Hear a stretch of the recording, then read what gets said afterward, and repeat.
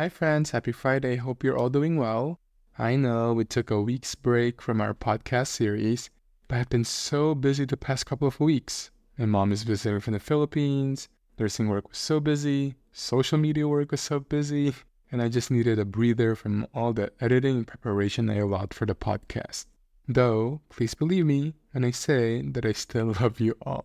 I just needed a rest, and I took it because I believe that is so important to listen to what your mind and body need. If we need rest, we should take it. If we need a mental health day, we should definitely take it. I, for sure, still have to remind myself of this constantly. Sometimes I feel guilty resting or not doing anything, though I know I shouldn't. I think our society has wired our brains to be pure work and hustle, but sometimes we just need to slow down, rest, and take a break. Especially as an Asian American, this type of constant work mindset and behavior has been instilled in me since a child, and I know all my fellow Asians can understand and relate. I am nitpicking on my heritage specifically because this is the crux of today's podcast episode. Asian mental health. A concept that you may call an irony generations ago because they were once antitheses. It's sad to say, but it is only recently that we have seen Asians more open to the conversation about mental health and seeking help. And even now, we still see a lot of stigma and sensitivity to these ideas. In fact, data from the Substance Abuse and Mental Health Services Administration shows that in 2021, 25% of Asian American adults with a mental illness reported receiving mental health services, compared to 52% of white adults. Another data shows that the Asians were 2.25 times more likely to report mental health treatments as ineffective. What is it about the Asian American community that their approachability in response to mental health and mental health care is lower than other demographics? Is it mistrust? Is it disbelief in the services themselves? Or can it be fear and shame to partake in these conversations and actually receive help? As an Asian American myself, I know firsthand the stigma and taboo placed on these discussions about raw emotions of hurt and grief, mental illnesses, seeking professional help, and just going against the grain in such a collectivist culture. I think being a nurse and having patients of Asian descent also have shown me the grander picture of how mental health is truly such a taboo topic in our community. Or just being a son to an Asian parent. Is it a universal Asian experience that our parents cut up fruits for us instead of saying sorry after a fight? Well, in today's episode, I am so honored to introduce you to three dear friends who tackle this concept and this reality of mental health and mental health care for our Asian community. We talk about it all: racism and microaggression, intergenerational trauma, raw emotions of grief and hurt and anger and pain, the model minority myth, and so much more. Carrie Zhang is the founder of the Asian Mental Health Project, a nonprofit organization that provides educational resources and community care initiatives to help destigmatize mental health and make it more accessible for the Pan-Asian community through social media, multimedia content creation, and community events. And we have Anise Zhang, CEO, and Nisha Desai, COO, the co-founders of Anise Health, an online holistic mental health service for the Asian community that incorporates cultural stressors into personalized treatments. Alice and Nisha were co-pupils at Harvard Business School for their MBA, where they saw and agreed on the importance of culturally responsive providers and an integrated approach to executing data-driven treatment for Asian clients. Today's topic is so important to me, and I hope to you too. I hope you get to learn a lot of things, that our hearts are softened and that our eyes are opened to these conversations. Ever since I was a child, my inner arms and neck would always suffer from itchiness and irritation whenever I would sweat. It can become so debilitating, forcing myself not to scratch my skin and end up with wounds from prickly heat, especially at night. Thankfully, I have found relief through by Dr. Mom's Soothing Beta Cream and Soothing Bat Treatment, which uses barley-derived beta-glucan technology to help alleviate eczema, bug bites, and dry, itchy, irritated skin. Beta-glucan is a fiber shown in scientific studies to improve skin hydration and healing, and by Dr. Mom's products extracted with a technique that uses air technology, requiring no chemicals or solvents. Created by family physician Dr. Stephanie Liu with the help of an allergist and immunologist, you can now allow your skin to breathe and heal naturally. Using the code CHRISTIAN10, that's CHRISTIAN10, you can get 10% off your first order on buydrmom.com. As a healthcare worker, my identity can become so boxed within the pressures and expectations of my profession that sometimes I forget who I really am outside the hospital walls. This is why I find so much power and liberation in self-expression through fashion and accessories, and Lupin seeks to do the same. Encouraging self-confidence and creating a safe space to be yourself, Lupin seeks to share with the world simple and impactful jewelry pieces that can bring confidence effortlessly. Meaning what goes around comes around, the brand, comprised of third-generation jewelers, holds a mission to brighten the community by promoting positivity and a growth mindset. Lupin's clean designs are handcrafted in South Korea using 925 sterling silver and can go with almost any outfit on anyone. In fact, I wear my pieces on and off shift. With the code Franz, that's Franz, you can get 15% off your first order on lupin.com. Let's bring more luster into the world, together with Lupin.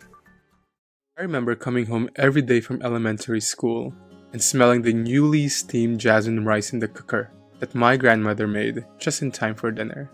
It reminded me of my first few years living on the farm back home in Asia, sniffing the rice while overlooking the fields. Founded in 2020, Bison Candle Co. hand-pours nostalgic and iconic scented soy wax candles inspired by the Asian scents, flavors, and traditions that founder Brandon Leung grew up with in his first-generation Chinese-American household. Brandon's mission with Bison is to create authentic Asian aromas while rediscovering his love of his Chinese culture and heritage. The candles and home fragrances celebrate aromatic Eastern flavors and aromas one would typically find in an Asian kitchen or pantry, like Vietnamese coffee, steamed white rice, and white peach.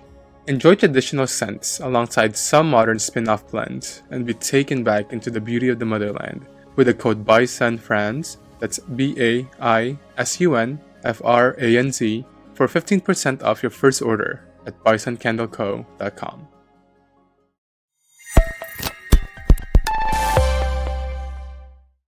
Hello! Hello, how's it going? Good. Carrie, it's so nice to finally see you again virtually. I know that we bumped into each other in LA, I think that was around May, right? During the event? Yeah.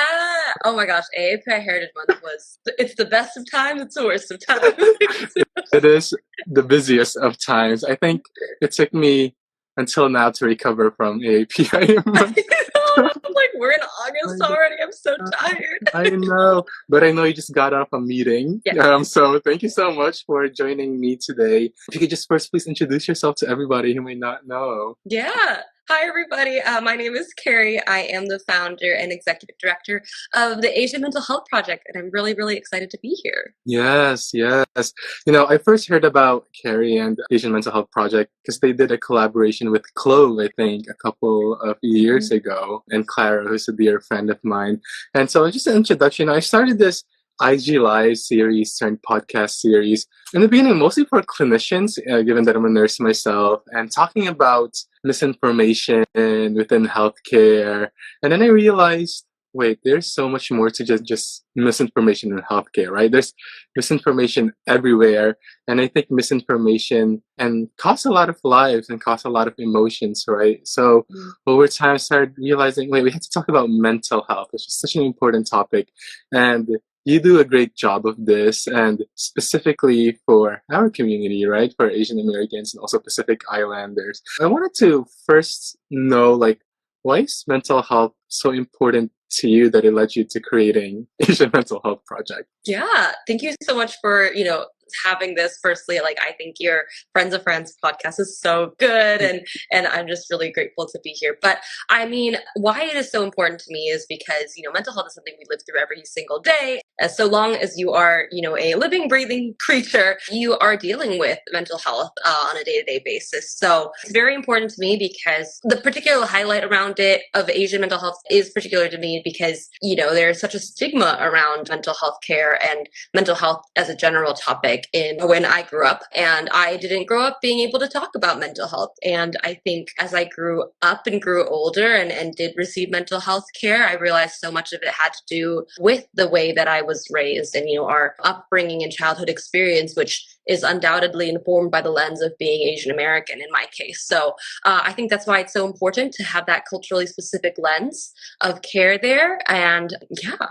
Yeah, super agree with all of that. I love what you said that as long as you're a living, breathing human being, mental health is something that affects all of us and something that should be talked about by everyone, right? But I also love what you said, the specific lens, right, when it comes to Asian Americans and Pacific Islanders. There's definitely, when it comes to mental health and experiences and trauma and all of those conversations, there's something that's also culturally specific, like you mentioned, and race-based, right? For our community, do you think that there are actual mental health concerns or experiences that can lead to trauma that are very specific to our community? Yes, I think the studies right now are still very, early on and sparse because I feel like the field of mental health has, previously been very, it's a very Western perspective of things. And I think recently, and not to say that these studies haven't existed, but our studies around correlation between, racism as a collective trauma and mental health, as well as, the impact of like colonialism and, the impact of, the high pressure upbringing that a lot of Asian folks have, whether it is the culture of work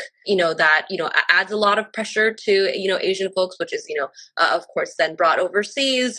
There's the concept of like the model minority myth and things like that. These are all sort of larger systems that impact the individual. It's called the ecological systems model, which calls to question of like you as an individual are impacted by, microsystems, macro systems, all these sorts of things, whether it is your immediate family, and then what informs the family structure. Well, that is, overall societal norms, policies, and things like that. What informs that is, the, maybe globalized views of things. And, there's just so much to unpack. And it's important to acknowledge that your mental health is impacted by the system in which you live, and ecosystem in which you live. So like things like climate that impact certain different regions can also impact you as an individual. Like, yeah, there's a lot to unpack there, but I hope that answers the question. Yes, definitely. I mean, you brought up so many great points and so many topics that's,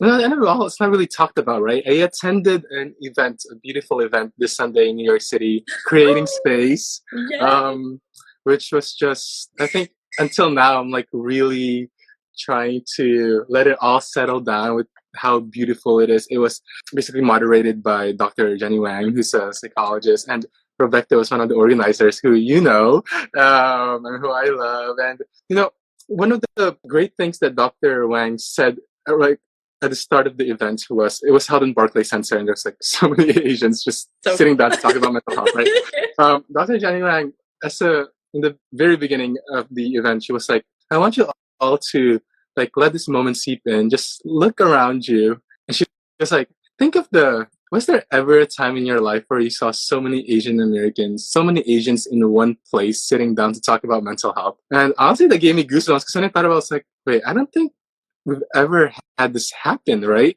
And it brings up the greater talk and issue or concept or whatever you may call it of there's something about the Asian American community where mental health is not really talked about, right? We can call it, I don't know, taboo, or as you said earlier, stigmatized. And, when things are not talked about, when we don't have conversations about certain things, so much misinformation flourishes around it, right? So much shame and guilt flourish from that, right? It's like a fountain of so many things. And hi to Rebecca joining. We're just talking about you.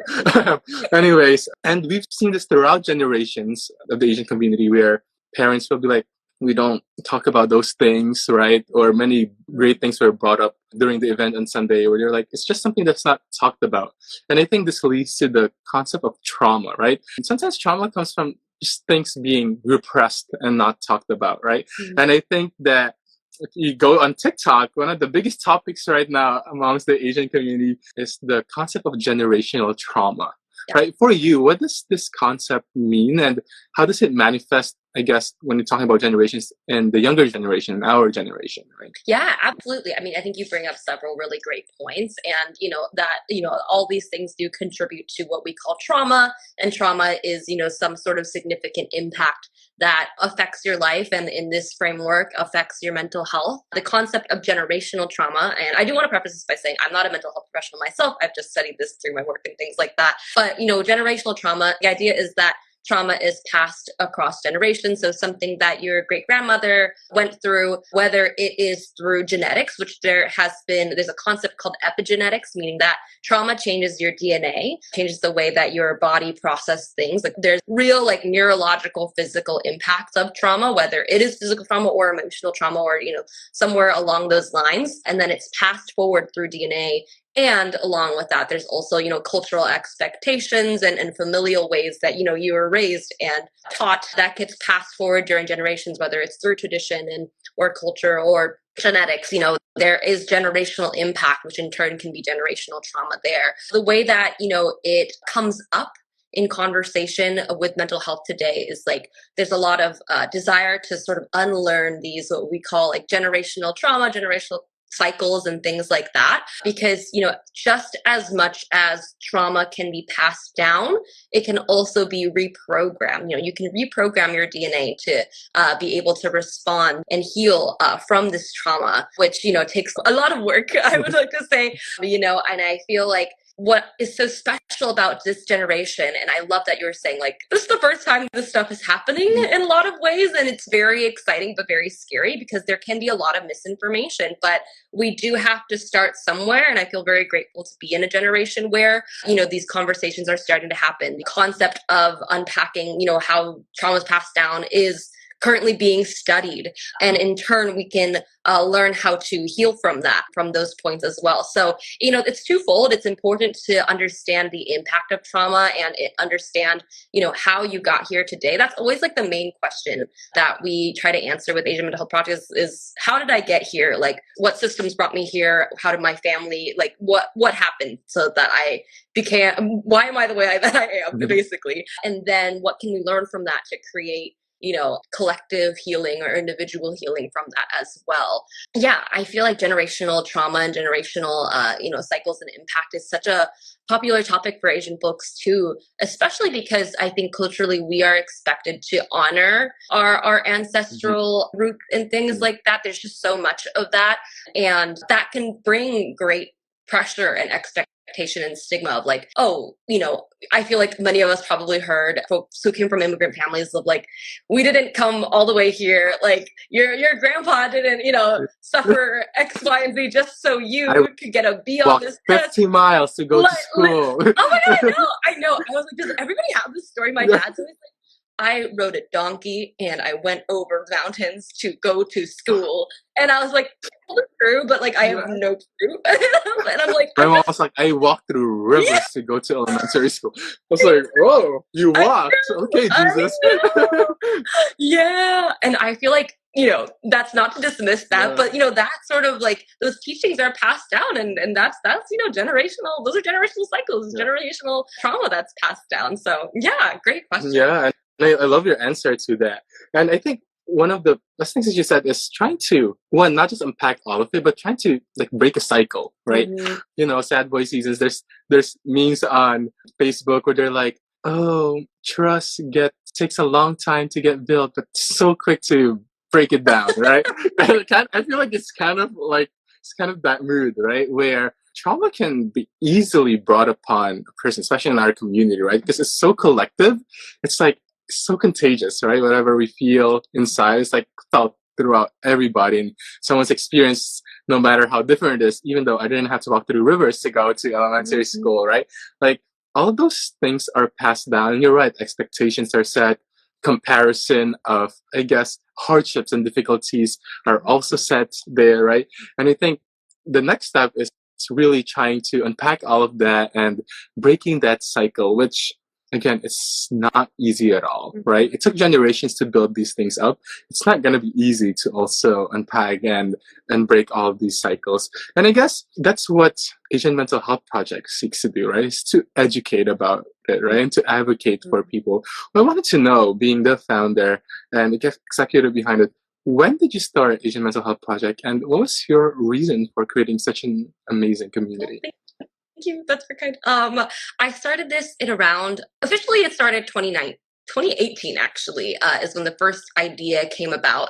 And the reason why I started it, quite frankly, is because I was feeling really lost and like lonely. I myself had gone through a traumatic event that essentially sent me into the mental health care through college. And it was then that I realized that, I had anxiety and PTSD and things like that still like, impact me to this day. But, after going, like, I did not want to go to therapy. Like I was not ready for it. I did like therapy, I, went through like psychotherapy analysis and also just like medication and things. I did support groups, and it was just like a lot of mental health care all at once for someone who like truly didn't believe in it back in the day. Like there's stigma, yes, but it's also because it's called like mental health. There's the belief that, you can power through and control it all when really it's okay to receive that kind of support. So after having gone through that in college, I graduated and I was like, holy crap. Like I feel like a lot of what I had gone through and what my friends have gone through who are also, identify as Asian,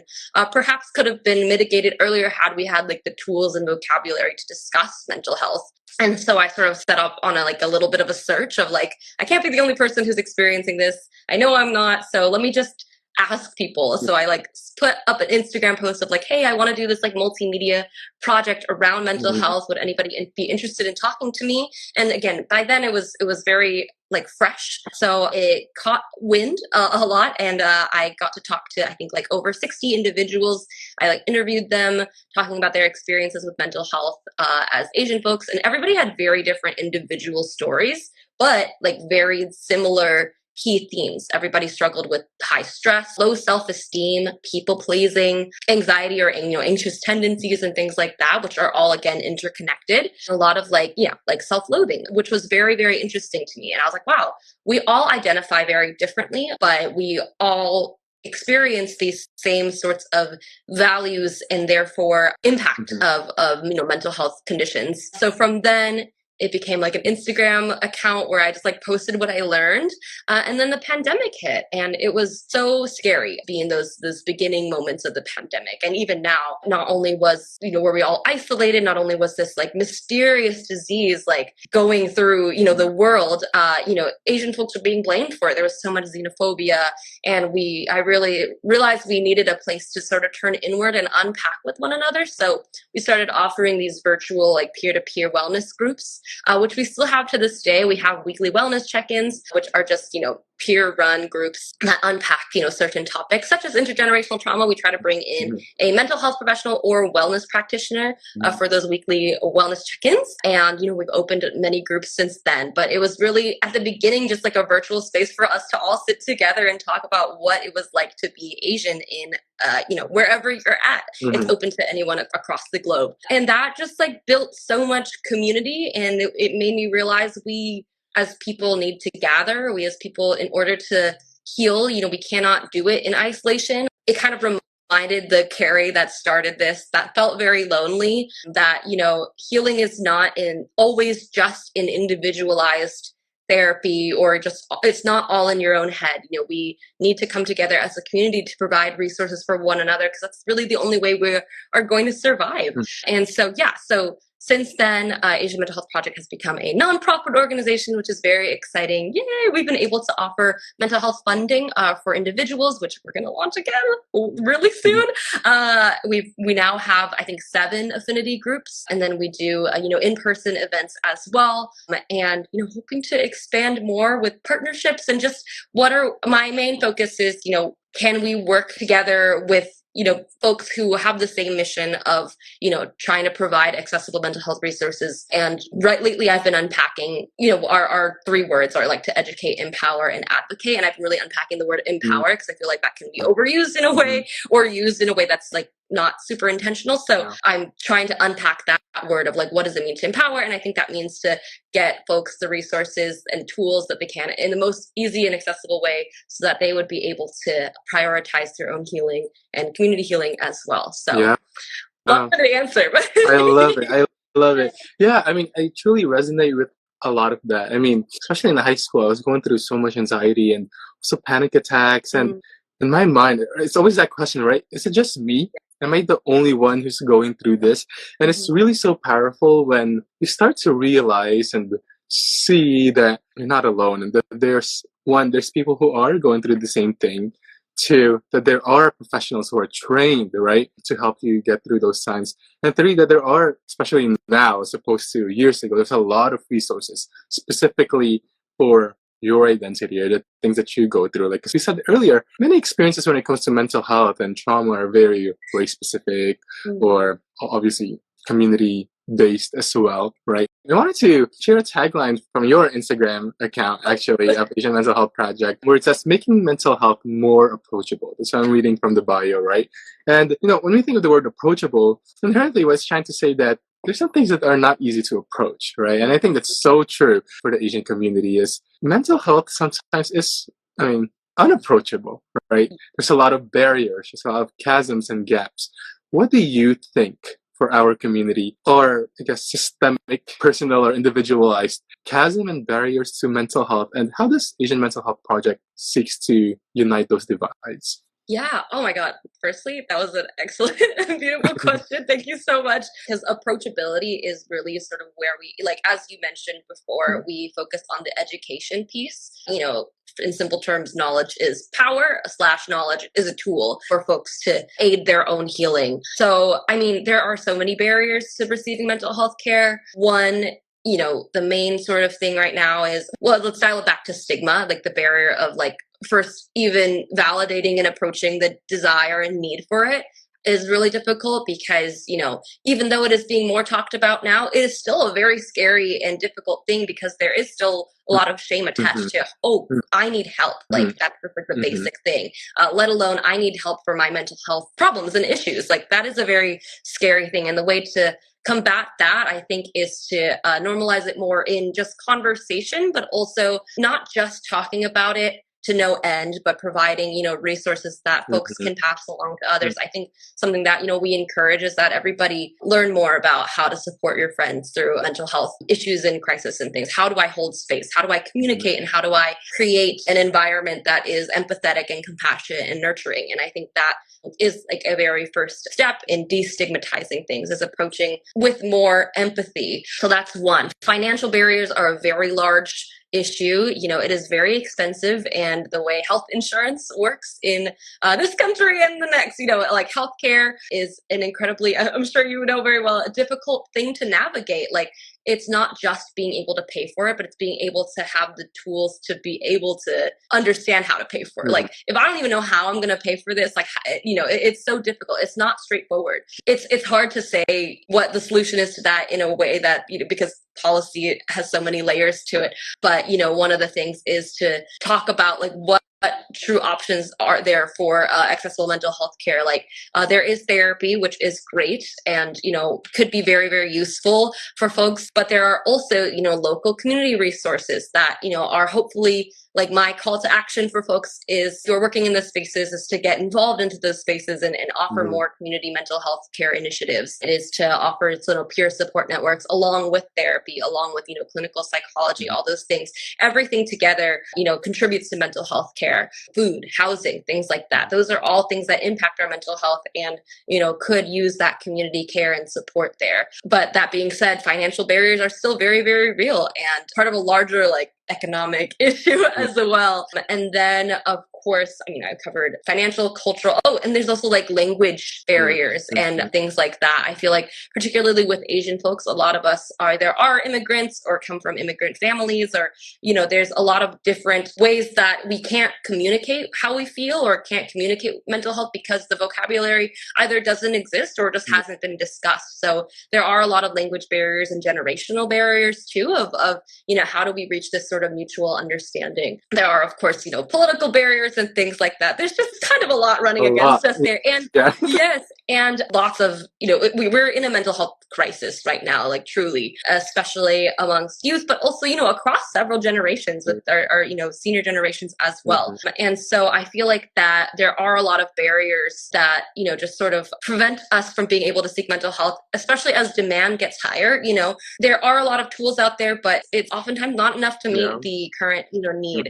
So hopefully we are on a trajectory where mental health is more valued and therefore, more resources are available. But right now we are at a bit of a resource deficit there. And, it also calls into question like representation there. I feel like I am so in awe of a lot of like Asian Mental Health Collective. They have a database that specifically synthesizes AAPI therapists. Now for like Psychology Today, Open Path Collective. These are all like resources of finding therapists. There are ways to filter through race and ethnicity and things like that, or like cultural background and specific needs. But at the same time, it's like, whoa, it really shows you like there's more that we need, and we are on that path. And I just am so grateful to any like healthcare provider, mental health provider, all these things for providing those resources. And there's such high demand that it's hard. That the resources are scarce. So yeah, super agree with all of that. That there's literally a lot against us, right? And I think one of the things that I love you said the most is representation, right? Which has been, I think, echoing the past few years, right? I think as Asian hate crimes are going up, we're trying to combat that with the more representation, right? I want to share another thing from the event on Sunday. Like I said, Dr. Jenny Wang was the psychologist who's the moderator on stage. And during the Q&A portion, I think one of the audience was like, I'll be honest, it's the first time I've ever seen an Asian psychologist. Wow. And it says a lot, right? We may not have the on-hand statistics when it comes to, I guess, the amount of Asian psychologists or mental health experts, right? I think it just goes to show that representation is needed and it's so important. I said this last time too during our live stream with our friends from Anise Health, right, Nisha. I was saying how Viola Davis recently had a recent interview and someone asked her, why is representation so important? Like, why do we need to see people on screen who look like us or on books or whatever industry it may be? And Viola Davis said that representation is the physical manifestation of your dreams and your hopes. It's different just having a stereotype and an archetype. You need to see someone tangibly and viably and that you know for yourself that it can happen.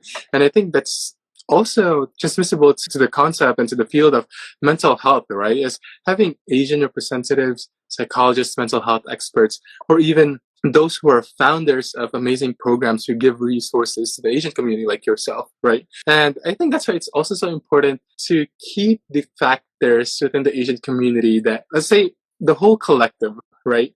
The Asian collective, the Asian community, as I've seen it online, it can be connotated in a bad way in the sense that because if it's such a community, anything you do wrong will reflect on the whole community, right? Like you always think, what will others think? What will others say of me? What will my community think of me, right?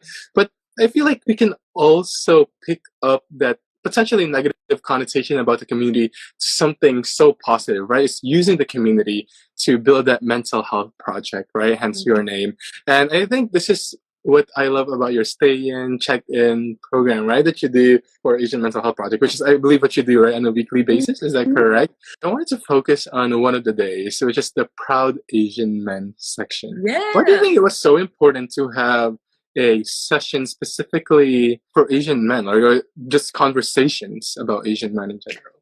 Yeah, and thank you so much for calling in Proud Asian Men. That is one of the session that's very, very near and dear. That's one of our bi-weekly sessions led by the amazing Leo Xia, who is a wonderful organizer and artist and facilitator. I felt it important to have Proud Asian Men. So that was actually one of our first like affinity group, like specialty groups for a specific community that's not just the stay and check-in, because I think the way masculinity works in Asian communities and patriarchy works, it makes it very difficult for the men in our community to be able to talk about mental health. I think from a sheer like numbers perspective, it's something like 70 to 80% of mental health providers are women, I think, or they're like white women or something. Like, again, I'm going to botch these statistics, but I remember reading an article saying that, like, contrary to other fields, the mental health field is majority women, which was very fascinating to me. And it just sort of highlighted a need for representation for men to be able to talk about mental health. Now, again, this is from an outsider. I identify as a cis woman, so I want to highlight my lack of knowledge of the male and man experience or masculine experience there. But the Proud Asian Men's mission is to sort of unpack masculinity and its role in men's mental health, and how can we sort of reprogram what masculinity looks like to be empathetic and compassionate towards one another. The mental health crisis for men is very real, and it can be super difficult to talk about. And so, the specific offering is to hold a space that is led by men to be able to discuss mental health in a as safe as possible way. There, of course, it's a bit of a work in progress, and I appreciate you calling out, Asian Mental Health Project in and of itself. It acknowledges that mental health and this space is a work in progress there. Yeah, so, we really wanted to specifically offer this space because of the, lack of resources for Asian men and the lack of spaces there. I don't think there are too many, and I hope that there are more, along with Proud Asian Men. And I know there are more, which is so exciting. And so, hopefully spaces like these can serve as a sort of blueprint or ripple effect to offer more spaces for men to feel safe in being vulnerable and talking about their mental health, because it is a very large issue that I think, requires more representation than there is now. Yeah, super agree. I wanted to talk about it because, I had a patient several years ago. He was an Asian man and he was going through a lot. And outside of the surgery that he just had, there's just so many things going on in his family. And I remember it was like 2 a.m. in the morning, we were just talking, and he started to cry, as he was telling his story. The first thing he did was he took the tissue, the bedside table, but he's just like, "Oh, I'm so sorry that she had to see a man like me cry." And I think that raises up a lot of thoughts, right? Like, I feel like especially in the Asian community, right? In the Asian collective, especially, I guess, back home, right? Especially for immigrants who came here too, right? So many men had to go through so much. I feel like they don't have felt like felt like they had the permission to cry, right? I feel like they're stigmatized to see men, as we're talking about, specifically Asian men, like to have feelings, right? To show those feelings. So I am so happy and glad that you have a bi-weekly session, Proud Asian Men, right? Yeah, I mean, to that point, thank you for calling that. What we've noticed, we do a little bit of work with Seniors Fight Back, and they're a really awesome organization that works with senior citizens and things. And what we've noticed is that, when there is distress in older Asian men specifically, they don't talk about the distress that is, they don't talk about their own mental health and emotional stress. It's not really about their feelings. It's like, they talk about the physical impact of that. Like, my head hurts. I remember when my dad got really agitated, he would say, like, I'm just getting numb, I'm getting hungry, things like that. It was so much easier to approach discomfort from the framework of, one, like control, but two, like physical ailments, than it was to say, hey, I'm actually feeling sad and lonely right now. And because it's so heavily stigmatized to talk about feelings with men, and there's that expectation to be a sole provider, and therefore you cannot budge, and you have to be the stoic sort of figure. And I think that can be very hurtful. And I'm hoping that groups like Proud Asian Men, and also you and people talking about this more within men and masculine communities, we'd be able to destigmatize mental health and further that mission as well. Yeah, I wanted to pick on the word that you used, stoic. It just reminds me because I read there's several articles recently from the Medical Association where they're calling out racial bias in medical textbooks and medical exams. And I've seen this from my own eyes, reading my own health textbooks and nursing exams. Usually exams would use a word to explain a specific racial group, and stoic would always be used for the Asian patient, right? And it just goes to show that there's this known barrier between the Asian community and trying to be very expressive with how they feel, right? That's why it's like stoic. I remember an exam actually for my medical surgical exam where it says, there's an Asian patient.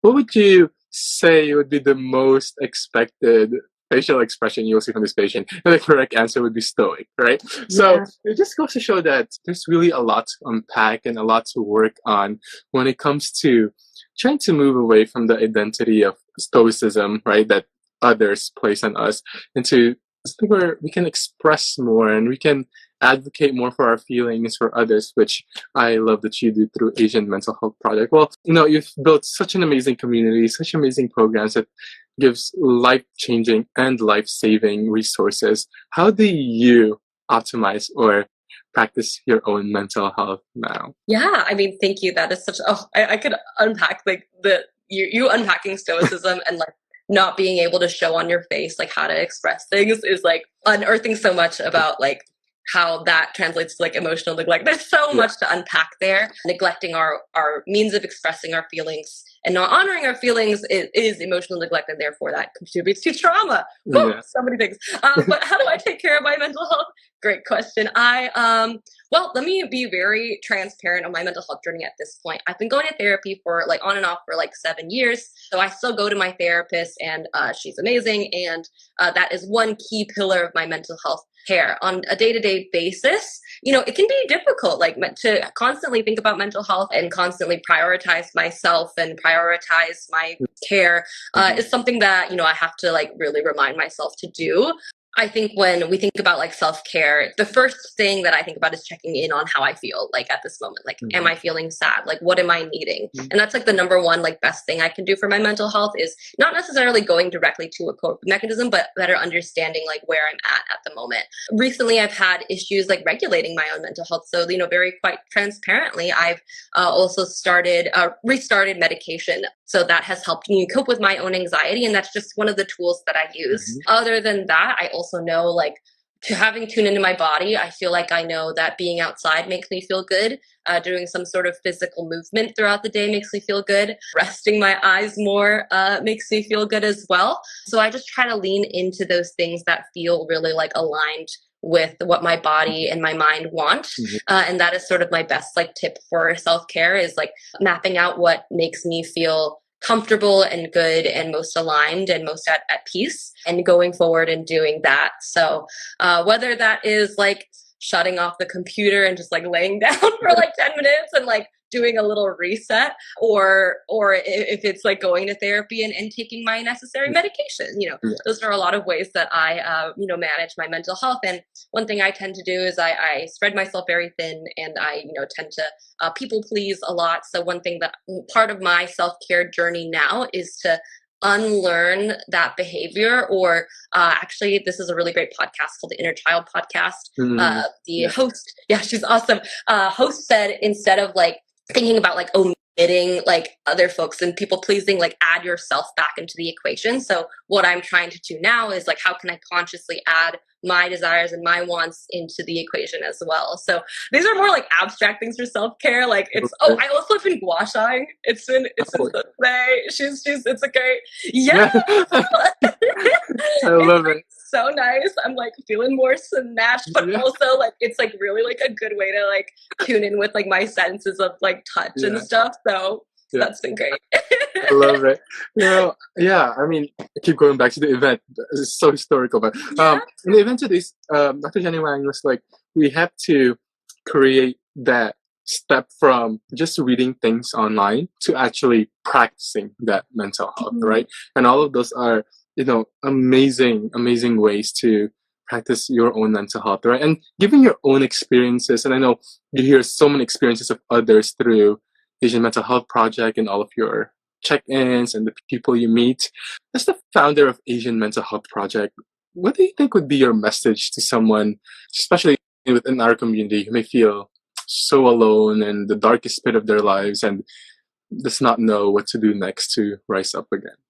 Yeah, thank you so much for sharing. I think there's the quote, "This too shall pass." Is that biblical? I don't know. I'm not religious, but but that has really helped me, because I think in the moment of experiencing, whether you're in crisis or just any sort of emotion, understanding that it is something that can be and needs to be felt, but it can and it will pass too. Like there are better times coming, and you know, not everything has that sort of permanence and doom that, you know, I often, you know, felt. I think at my loneliest point, I feel like there is, you know, nothing else left there. But time and time again, I prove myself wrong with that. And there is always another side. Like this too, the wave will pass as well. I think any practical advice that I have would be to, I don't want to say just, you know, go to therapy, because again, it's not necessarily accessible for everyone, but if you can and have been considering therapy,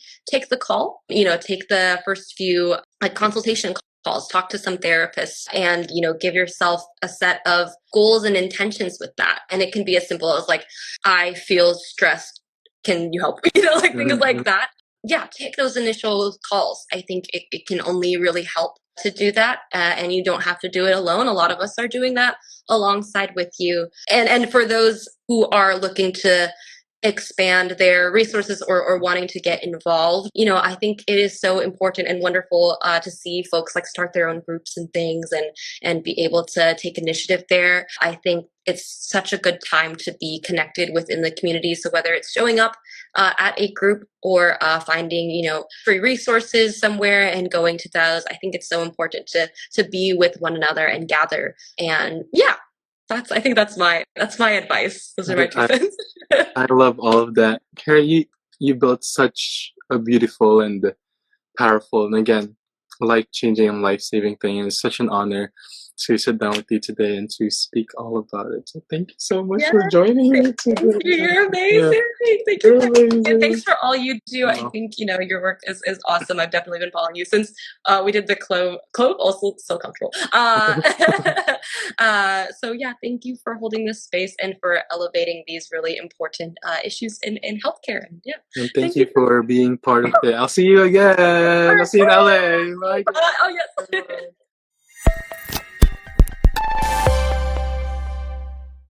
In this world of social media that places so much physical critique and pressure on maintaining a youthful appearance against all environmental odds, the skincare and beauty industries have succumbed to a myriad of anti-aging practices. However, the covert fact is that beauty is timeless and that aging is a privilege. Regents, an inclusive wellness brand, seeks to promote this ritual of well-aging, understanding that it is connectivity with the body and attentive care given to it as it changes, including our skin. Founded by Filipino-American Gilio Riccio, Regents introduces the all-encompassing serum, created to target the concerns of maturing melanated skin by utilizing a blend of healing botanicals used by our ancestors and select clinically proven active ingredients. From the brightening Ayurvedic licorice root to the soothing Centella asiatica and hydrating green algae, welcome to the journey of fueling skin health and enhancing, not changing, your natural shade. With the code FRANZ, that's FRANZ, you can get 15% off your first order on regentswellness.com. Experience the power of mixing native wisdom with modern-day science. Do you have any guilty pleasures? I have one. Boba. Given that the average cafe-made milk tea has over 100 calories per serving, over 20 grams of high glycemic sugar, and is packed with artificial flavors, I am so glad that the guilty days are over with Twirl, the world's first canned, plant-based milk tea. With only 45 to 50 calories per serving and containing 6 to 7 grams of low glycemic sweeteners, Twirl is made with pea milk, the most sustainable plant-based milk on the market, regenerating the soil where it comes from. Fair trade and organic are the names of the game, as the teas are sourced from biodiverse family farms in China, Japan, and Taiwan that practice sustainable farming techniques. No artificial flavors are ever used. From 4 different flavors to ready-to-eat plant-based konjac and boba pearls, let's enjoy tasty, creamy, shelf-stable, and healthy milk tea together for 10% off using the code FRANZ10, that's FRANZ10, on twirlmilktea.com. Twirl around in its goodness. Growing up, I was ashamed of my Asian heritage. Classmates would comment about the lunch my grandma cooked. Other kids would make fun of my eyes, and even some adults today would tell me to go back to where I came from. But where do I really belong? Who really am I? Am I not American enough? Highlighting the year of the first documented arrival of Asian Americans in North America, 1587 Sneakers seeks to shine the spotlight on Asian American stories and demonstrate to the world the extraordinary breadth of our passions and achievements. Made with full-grain natural Italian leather by footwear artisans, 100% biodegradable natural rubber outsole, calf leather interior lining for comfort and good smells, and waxed cotton laces for longer-lasting cleanliness, these premium sneakers combine the highest quality, an array of timeless designs, and the movement to be authentically who you are. With the code FRANZ15, that's lowercase FRANZ15, you can get 15% off your first order on 1587sneakers.com. Step into embracing your identity without hiding. Express yourself unapologetically.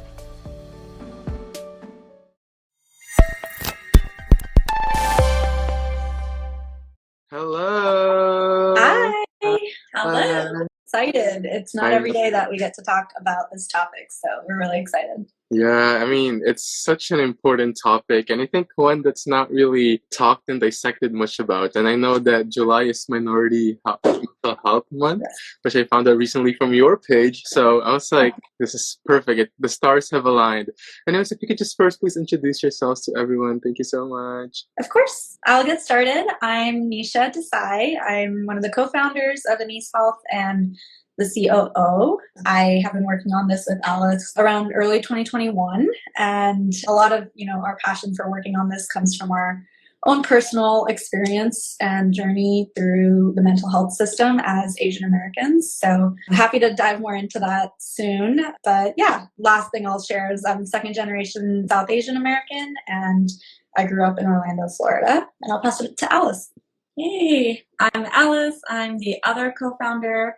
Nisha and I met at business school. We were doing our MBA programs, and we totally bonded over our shared passion for mental health. And we were both exploring some innovative things to do in the field, and ultimately landed on this problem that we have both felt personally and seen it affect our close friends and family. And it was really just something that we felt so passionate about, and are now fortunate to be able to actually working on this. Yes, I love it. And also everyone, business school at Harvard. Anyways, now that we said that, well, thank you so much again for joining me. I met Nisha probably a month ago at the Asian Founded event. Time is just flying.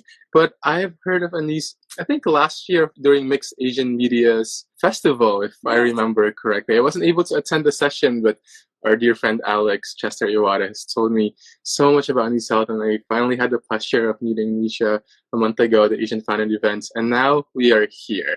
And we are here to talk about very important conversations, and conversations that sometimes people will not be comfortable to talk about, right? It's a lot of unearthing of many personal journeys. And I think that's the first thing I want to delve into. When I started this podcast series and I talked to many clinicians and scientists, one of the things I like asking is why they do the things they do. Because I think person's upbringing or their experiences says a lot of why they choose the things they do in life, or right? Their career paths or their ventures.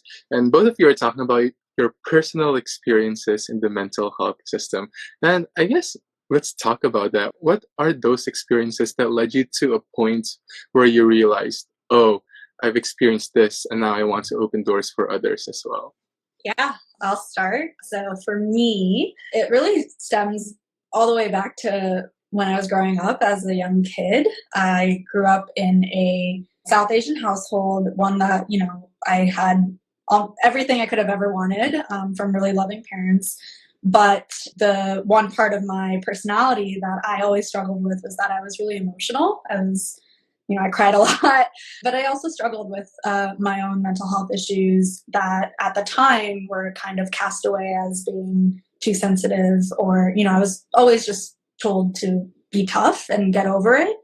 And that was very much the mindset that I just deeply internalized for most of my life until college, which was the first time that I started to see people who looked like me around me opening up about their emotions, sharing their stories, and making me realize that it was okay to not always be okay and to have mental health struggles.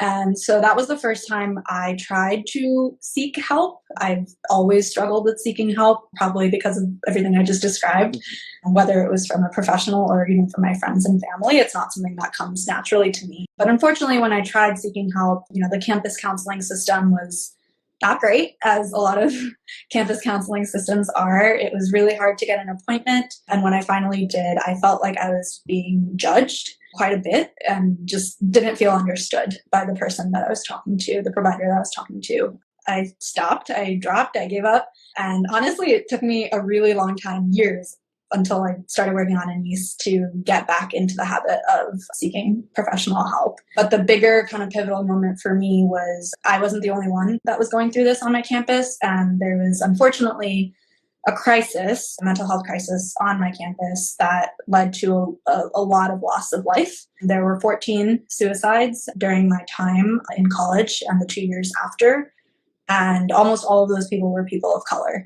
So for me, that was the moment that threw up like major red flags that, you know, something wasn't right. If it wasn't just me, there were people who felt like they either couldn't seek help and left their mental health go untreated for too long, or once they did seek help, just were met with a system that was not built for them. And as a result, felt like there were no alternatives, which should never be the case. So for me, ever since then, I've been dedicating my career to being at this intersection of healthcare and specifically mental health that I'm really passionate about, and business, which is what I studied in undergrad and where I feel like my skills lie, where I can really help create some change. Yeah, Alice has a totally different story, so I won't speak for her.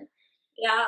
Well, for me, it also started at a fairly young age. Back in high school, a really close friend of mine had suffered from bipolar disorder, which can be fairly disruptive to your daily life if it's untreated. It's characterized by these mood swings when the highs are very high and lows are very low.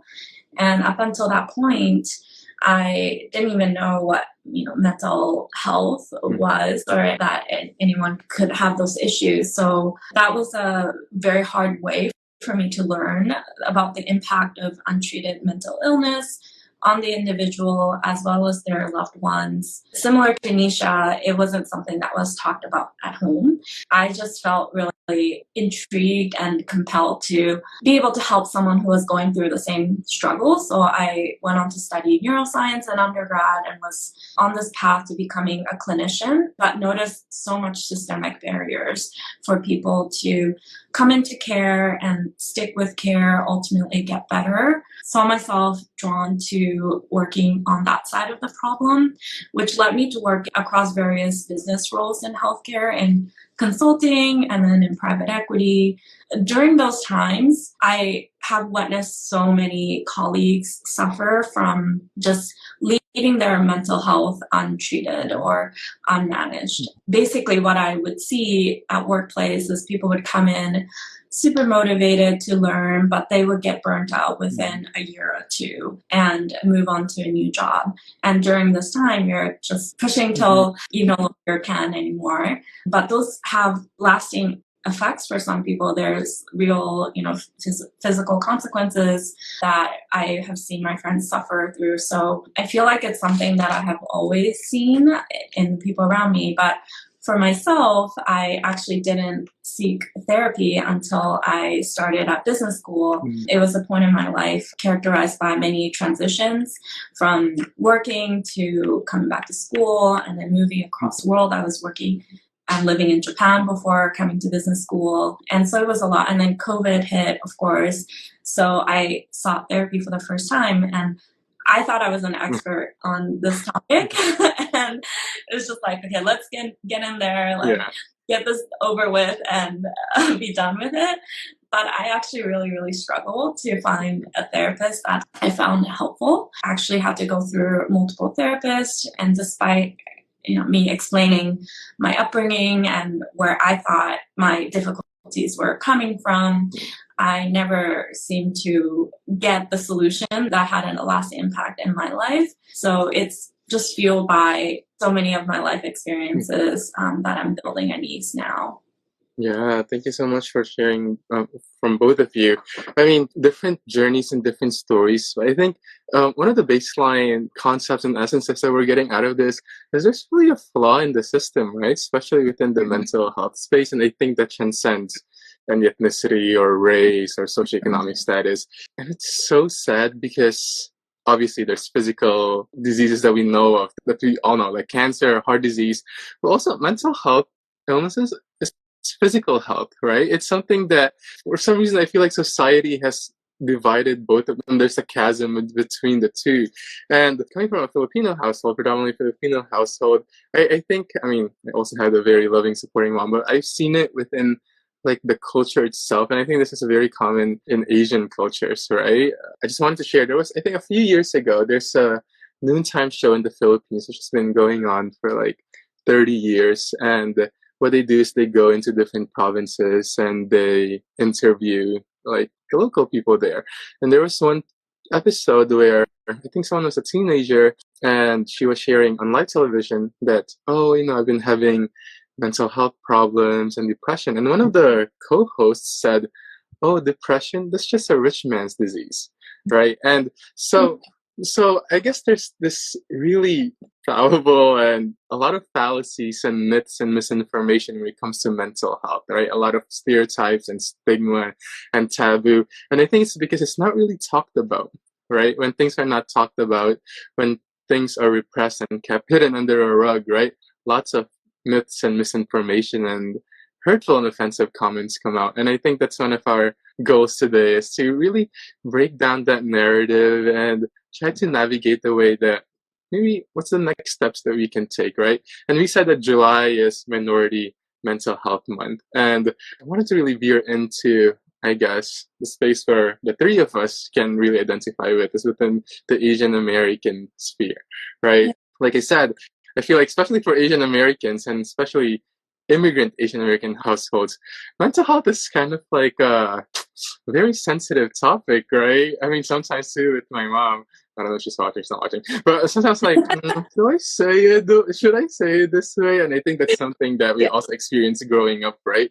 For you both, what do you think are very culturally specific or race-specific mental health issues that we have seen, or if we have data on, that Asian Americans and Asians as a whole experience? Totally. Everything you just said is like both fascinating, but also things that we've heard so many times. And so it's like, yeah, what can we do to change that narrative? And that's what we're trying to do every day. To your question about culturally specific issues, I think the first point that I want to make is just obviously every individual is different. And we, like at Anise and in generally with culturally specific care, the goal is never to stereotype or generalize. The goal is to really individualize the care to the person, and all of the clinicians undergo training to understand how to be culturally sensitive, just to know how to ask the right questions, to not be judgmental, to suggest strategies that fit into your value sets. So that's point one. But that being said, there are a lot of stressors that we see commonly in Asian Americans that it doesn't hurt to educate each other on, and to make sure our clinicians are trained to understand how to treat those issues. So a couple that come to mind, and I'll talk about them as quickly as possible for the sake of time, are racism and just generally dealing with microaggressions or discrimination, perhaps even in the workplace. And then two is this concept of like model minority myth and all the issues that come along with that. So on the racism and microaggression front, there obviously that topic is more commonly talked about these days ever since the pandemic. Unfortunately, we saw like over 300% rise in anti-Asian violence since 2020. And, that's not obviously the full picture of the number of incidents that are reported. So the problem is much bigger. And that has a massive impact on our mental health. There's a stat that we like to share that people who experience discrimination, whether it's like overtly like physical violence or microaggressions, are 2 times more likely to report current symptoms of anxiety or depression. So it's a very real correlation, but this like experience isn't a new phenomenon. It's something that has existed for years in this country. There's like the Chinese Exclusion Act was one of a kind. There's a lot of like bigotry, hatred around 9/11 that eventually internalizes within the individual and makes them feel very alone, makes them feel almost like a perpetual foreigner within this country, and requires specialized support in order to break down what some of those very internalized fears might be. And then on the model minority side, very familiar to probably all of us Asians in this room, but there's this claim, and very false claim, it's a myth, that all Asian Americans are smart, successful, educated, well off. And as a result, it can make our mental health needs feel very invisible.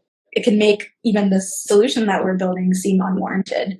We've gotten a comment from some people that we've talked to who aren't a part of the Asian community that's like, why do Asian people need specialized mental health support, right? Like comments like that where people just don't, they think like racism or experiences lived by the Asian American community are not as bad as other marginalized groups. And that comment is just so dangerous because we shouldn't be comparing experiences across groups. We should all be allies and supporting each other and lifting each other's voices up.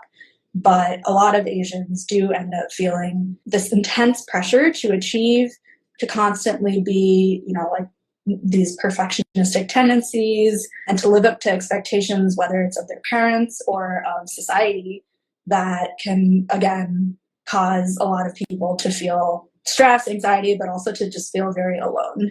And so those are like just a couple examples of things that we try to specialize in at Anise, but there are obviously many other similar types of stressors that we are happy to share more about if there's time. I don't know if you have anything to add. But.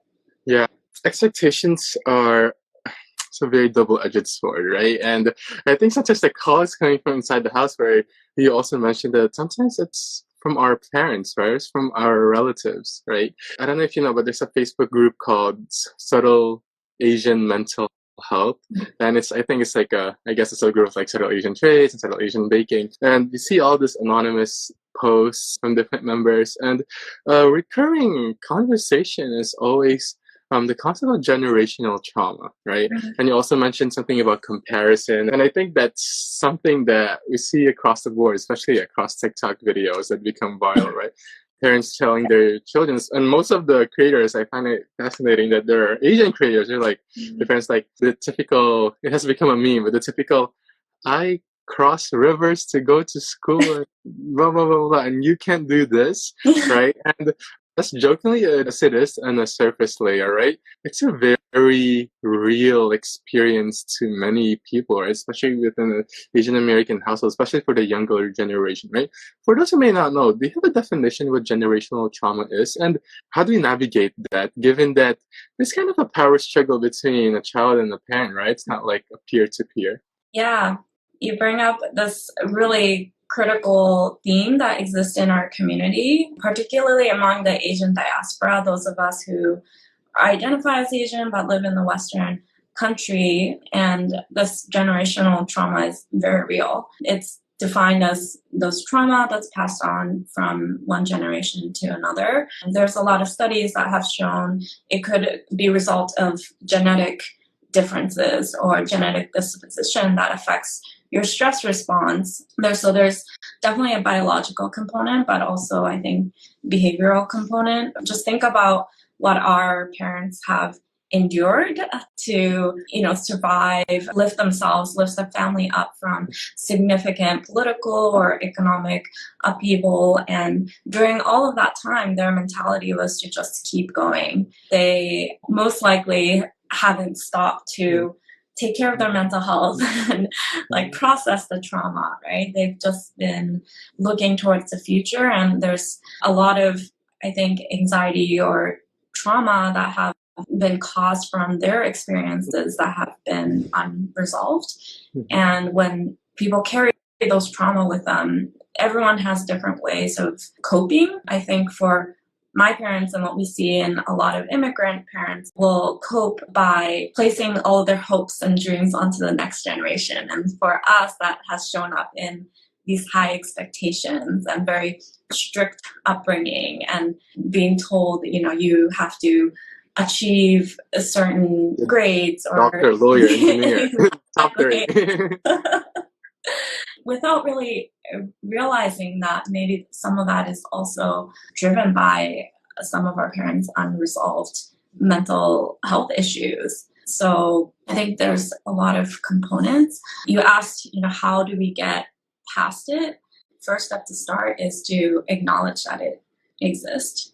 I think it took me a long time to start seeing my parents as humans, not like parents, because the Asian household is so hierarchical, and like what your parents say is kind of like an absolute, right? And I think it wasn't until like much later on in my life that I started to process, well, they're only humans too, with their strengths and flaws. So not letting every word that your parents have said to you get to you, and don't internalize all of that, I think, and starting that conversation with perhaps like what it is that they've endured, and start to unpack of some of that together as a family. Yeah, super agree with all of that.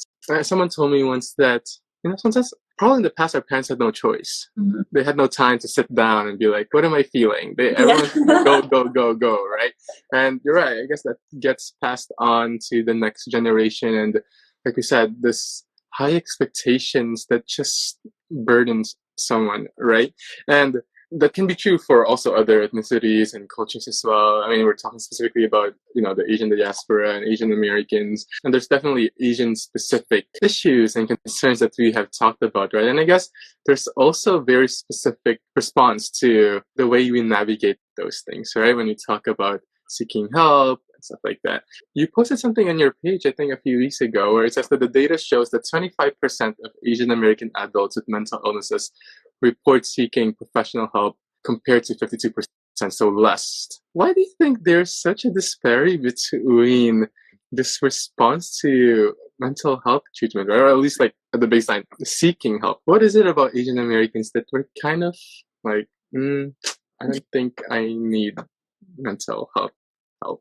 Yeah, I think a lot of it comes down to what you alluded to at the beginning of this conversation, which is stigma. There are other reasons why people don't seek help, which I'll touch on at the end, but stigma is one of the biggest components of why there's such underutilization. In fact, a statistic that you shared is more interesting when you realize and you compare against other groups that Asian Americans are actually the least likely to seek health services, so the most underutilizing group. So it's a really big issue. And the stigma, I think, stems specifically within the Asian culture from the fact that we are like inherently a collectivist society. Family dynamics really matter. The community and what they think matters, because technicalities, right, like communal harmony means like individual harmony in our culture. Now, obviously, a lot of that is changing as people become acculturated and assimilated into Western cultures. And so the narrative around seeking mental health support is changing. And so I don't want to be a Debbie Downer, like things are definitely trending in a positive direction. And the tailwinds in the past 3 years since the pandemic started have been tremendous, especially in like our generation. But I think because of that collectivist like upbringing and some of those undertones, it can be really easy to want to shy away from seeking help or talking about it because you want to quote unquote like save face. There's a lot of shame and guilt in our communities when you feel like you're letting down others, and there's not enough self-promotion or focus on like what it means to prioritize yourself, even if it comes at the expense of others. So I think that is a big reason why there's like a lower rate of seeking help, and also a reason why there's a lot of like somatization, or basically like seeing physical symptoms or like explaining other things away without a focus on the actual underlying mental health reason for your symptoms. So I think that's one thing. And then there are other barriers that preclude people from seeking help within the community. Things like language also can be really intimidating, especially for older generations when your English might not be as strong. It can be scary to talk to a provider. There's also a lot of mistrust with the healthcare system because there is provider bias and there is underdiagnosis or misdiagnosis that people have felt. And so they're kind of scared to go back to try to see someone and seek professional support. So there's a lot of confounding reasons, but my take is that a lot of it stems from that lack of comfort or lack of awareness due to stigma. It's almost like a new skill that we're having to learn because it wasn't modeled after by our parents. In fact, it was either dismissed or actively been told to not do it because it would bring shame to the family or, fear of confidentiality and it impacting your school or work prospects. So it's like something we're unlearning, and then, that takes a little bit of time. But I definitely see the landscape shifting. Yeah, super agree with that. I think there's that classic, what would people say, right? I remember when I was in high school and I was having so much anxiety, I was like, should I seek help? But the first thing that came into my mind was not even about me. I was like, wait, what do other people think? If they see this, if I see that, right? And I agree with the whole collectivist mindset, right? It's like a chain reaction, right? Like what you do, it's just like a domino effect, and the rest. I feel like there's this burden of the whole Asian community will know about it. The whole Asian community will talk about it, right? And definitely, there's a lot of barriers into not just receiving care in itself, but just seeking it firsthand. Or like you said, there's the stigma; it's taboo. There's also the language barriers. And outside of that, I think there's a lot of systemic barriers, right? It's so hard to find a therapist too, right? I feel like there are schedules for, they're not going to see me until 3 months later. It's like, hello, I'm having a breakdown now, stuff like that. And I think the mixture of those societal issues and flaws or untalked about conversations and systemic barriers all just mixes up into this big ball of what do we do now, right? And I think that's where you two collectively creating this platform, this service, it's just so beautiful, right? When Alex first told me about it, I was like, it's very interesting because I feel like this is the first of its kind, specifically also for Asian Americans, right? And I guess I want to veer more into your journey into that. What is Anise Health all about? Yeah. So Anise is a culturally responsive digital mental health platform, building the gold standard of care for Asian Americans and for people of color. So what we're trying to do here at Anise is reimagine the mental health care with culture in mind at every step. We know from data that actually 50% of people of color will drop out of therapy after just the first session. And when you don't continue with care, you don't get better. And we've worked with psychologists and psychiatrists all across the country who are experts in looking at how do we adapt the interventions which have been largely developed in the West for Western people to be more compatible with people who don't share those cultural values. And today we've seen really exciting outcomes and feedback from our patients and providers saying, they've lost hope in therapy before, but Anise has really made them regain hope in the process. And we're seeing great engagement. People are continuing their care. They're feeling really heard and understood by their providers and ultimately improving in their symptoms of depression, anxiety, and stress. So to break down a few components of what makes Anise different, first, we've made the therapy process much more action-oriented and solution-focused because as Asians, that's our mindset. I don't think we can change it now. And there's actually studies showing that we respond much better to these types of more problem-solving oriented therapy. So what we've done is integrate therapy with coaching. So coaches act kind of as like your personal trainer, but in mental health to help you do the reps, do the practice, and experiment with the strategies that you talk about with your therapists who are the experts leading the care plan. So there's this holistic care that you don't get by just going to a single provider, including access to our digital resource library, which again has been tailored just for the Asian American community. So there's resources talking about common problems and challenges and how to overcome pressures like perfectionism, people-pleasing tendencies, guilt and shame from setting boundaries with your family. All of those resources are tailored to be used in conjunction with your one-on-one therapy and coaching to make progress. So there's really a proven outcomes that have been seen from our clients in our high quality care. So yeah. And I'll add on, we're telehealth only platform at the moment, but we really pride ourselves in our technology and how we feel that technology can play a really critical role in improving the experience. So we do have a digital platform that enables all of what Alice described to kind of come to life in a way that's really easy.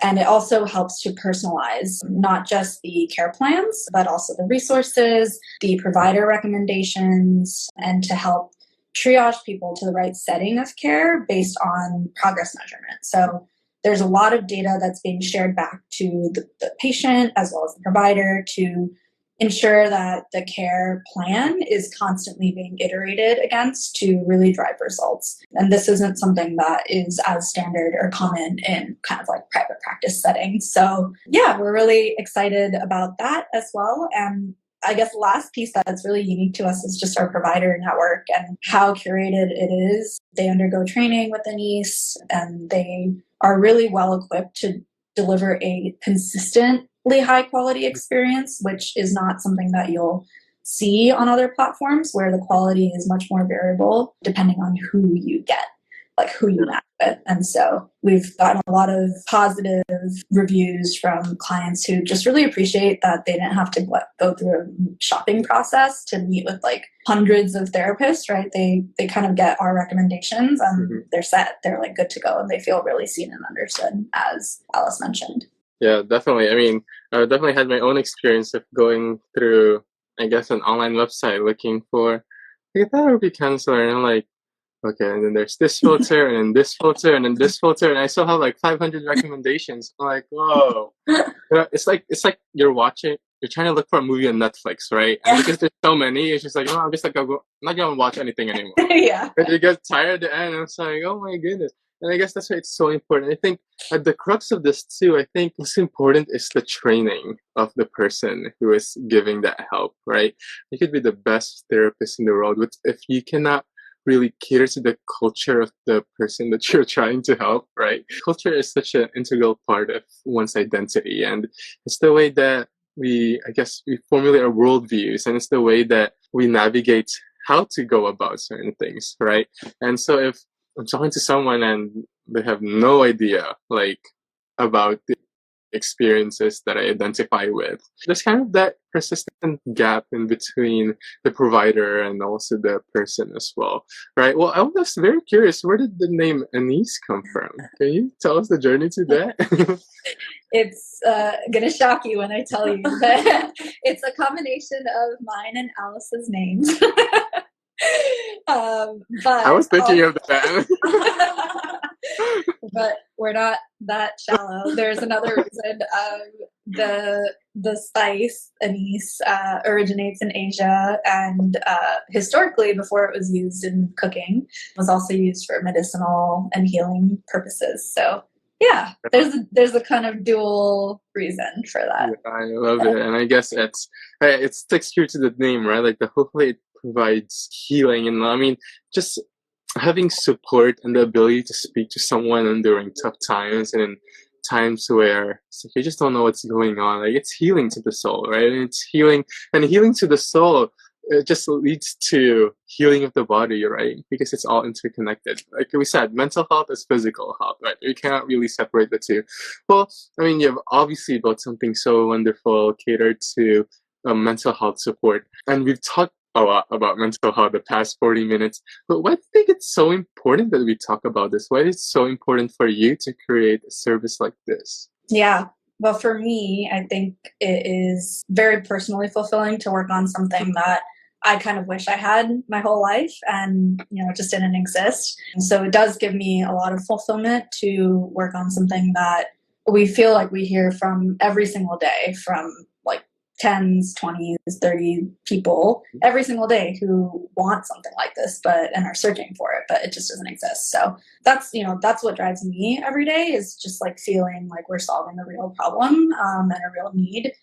But in terms of why I think it's important to seek mental health help, I think a lot of it just comes down to feeling less alone, just feeling validated and having someone to share your thoughts with, bounce your thoughts back to you, maybe even help you realize that, you're not the only one going through that struggle can be really uplifting. And rather than treating mental health as like something that you seek help for when something really bad happens, I think building it into your kind of daily routine is very much like working out. It's like you work out every day to try to feel like physically fit. Mm-hmm. Similarly, talking to someone and seeking mental health support can help you stay mentally fit and help you just better understand yourself so that you can live a more authentic life, which is like our mission, to help people live a more authentic and flourishing life. So yeah, it's kind of a vague answer, but it just, there are so many intangible benefits, I think, when you just do build it into your daily life. You stole my line. Mission. But we're really here to support as many people, empower as many people as we can to live their best lives. And what we see oftentimes within the Asian population is often the hardest question to answer is, what do I want? Who am I? What do I want in life? What do I value? What do I like? What I dislike? And it makes life kind of difficult when you don't have that identity solidified, or you don't feel like you have the authority or power to demand those things, right? As minorities, we feel like we need to achieve certain things to be worthy of XYZ, and we just want to help people with overcoming that kind of mindset to really live happier lives. And I think mental health support it's kind of like Nisha said, investing in your physical health. You're investing in yourself so that you could be a happier person, be a better friend, be a better sibling or daughter to your loved ones. Yeah, and it's life-saving, right? It literally is life-saving. I think like what Alice said earlier, we didn't really have the standard from, I guess, our parents in the previous generation. So it's beautiful that something like Anise can be the gold standard into doing that, right? And I guess it's the final question, for future listeners of the podcast episode as well, if there's, or just someone out there, a young Asian American, or not even young, they could be in any age group, and they feel like they're in the darkest moments of their lives and they don't know what to do next, how to rise up again. What would be your message for that person? That you're not alone. Over the past 3 years, we've gone through a lot, and the world continues to turn into a darker place, it seems. And so you're definitely not alone in your struggles. And there is support out there. You don't have to struggle alone. I think that would be my main message. It's normal for us to be struggling. Just look at everything that's happened. And also within the younger population, there was a survey that went out recently, surveyed the Gen Zs, and 75% answered they have depression or anxiety. So the mental health epidemic is really real, and no one should feel ashamed of it, but rather it's something that could be worked on and can be improved with the right support. So hopefully they can get to a point where they can start to have hope in the process to taking more control over their wellness. Yeah. And I think a tip that I've learned through therapy that works really well is just like realizing you don't need to boil the whole ocean at once. So if you are in a really tough place and you don't know how to come out of it, start small. You can set small goals for yourself that you can reflect on, write them down, so you can see that you've made so much progress over time, even if it seems seemingly small to you in the moment. And similarly, find just like small things, small pockets of happiness that kind of give you energy, because that can start to turn your day around if you prioritize those things, whether it's just going for a walk or taking a deep breath or having an extra glass of water. Like, it can be really small things that just make you feel a little bit more energy, and slowly you can build on that to make bigger life changes. But it doesn't have to all happen at once, and the progress doesn't have to be linear. It can be all over the place. I love that so much. I mean, it's important to seek help baseline period, right? But I think it's also very important to seek help that somewhat represents our identity, right? Like as Asian Americans, someone asked Viola Davis once, like, why is it so important to have representation? She said that representation is a physical manifestation of your dreams and your hopes and your visions. And it's important to not just have a stereotype or an archetype, but it's important to live that yourself. And thank you for Anise for making that possible for so many, for that physical manifestation, representation of the help that people need for themselves. So Alice and Nisha, thank you so much for joining me today. It's just such a great conversation and so many important things to talk about. And this is not the last time we're going to talk at all. So thank you so much for joining. Thank you too. A lot of what we talked about today was that it's important to talk about these things in order to normalize the concept of mental health support. So I think you're doing really amazing work as well by facilitating conversation on these really important topics. So thank you for having us and for doing what you do. Of course, Alice, Nisha, thank you. I'll see Thank you you so soon. much. Bye.